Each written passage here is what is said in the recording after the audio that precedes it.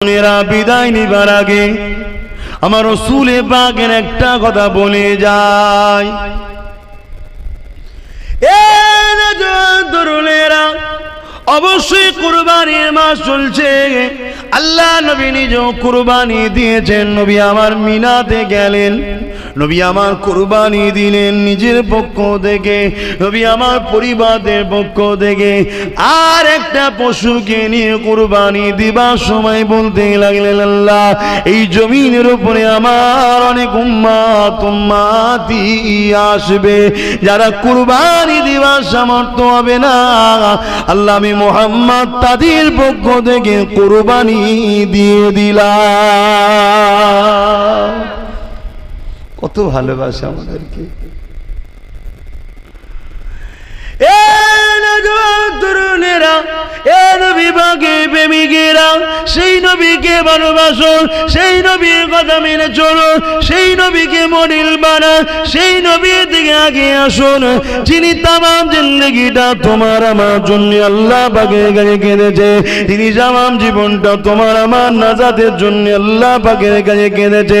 যখনই কেঁদেছে চোখের পানির কারণটা কি আর রাসূলুল্লাহ নবী আমার বলেছেন, আমার উম্মত উম্মতি, আমার উম্মত উম্মতি, আমার উম্মত উম্মতি। এ যুবকেরা, তরুণীরা, আব্বারা, আজ আমরা আমাদের কর্মের দোষে আমার নবীর দুশমনরা আমার নবীর বিরুদ্ধে বলার সাহস পায়। আজ আমাদের গাফলতির জন্য আমার নবীর দুশমনেরা আমার নবীর বিরুদ্ধে কথা বলতে সাহস পায়।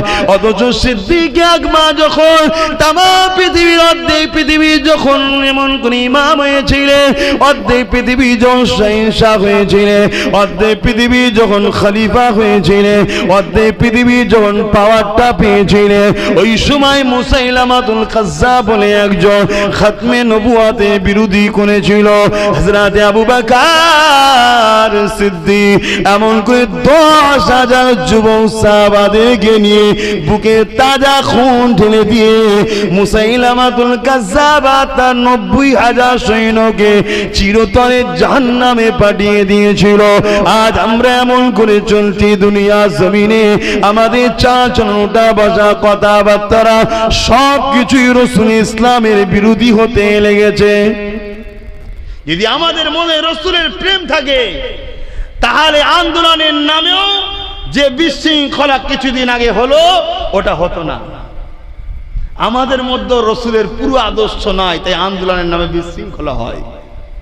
কেন আমার রাসূল শিখিয়েছে, লা ইয়ারহামুল্লাহু মান লা ইয়ারহামুন নাস, যে মানুষের উপরে দয়া করে না মহান স্রষ্টার দয়া সে পাবে না। মানুষ, আপনি যখন কোন জায়গায় রোড বন্ধ করে বসে থাকেন, ওই রাস্তার উপরে হাজারো ছোট্ট ছোট্ট বাচ্চাকে তার মা কোলে করে গরমে বসে আছে। ওই রাস্তাতে হাজারো বুড়ো বুড়ি বৃদ্ধা মহিলা বা বয়স্ক বাপকে নিয়ে তার সন্তানরা ডাক্তার দেখাতে বেরিয়েছিল বা কোনো প্রয়োজনে বা মেয়ের বাড়ি বা ঘরে ফিরছিল, তারা অপেক্ষা করে গরমে বসে আছে। এটা আমার রাসূলের জন্য আন্দোলন হতে পারে না। এই আন্দোলনের পিছনেও ষড়যন্ত্র আছে, ষড়যন্ত্র বলতে গেলেই তো সমস্যা।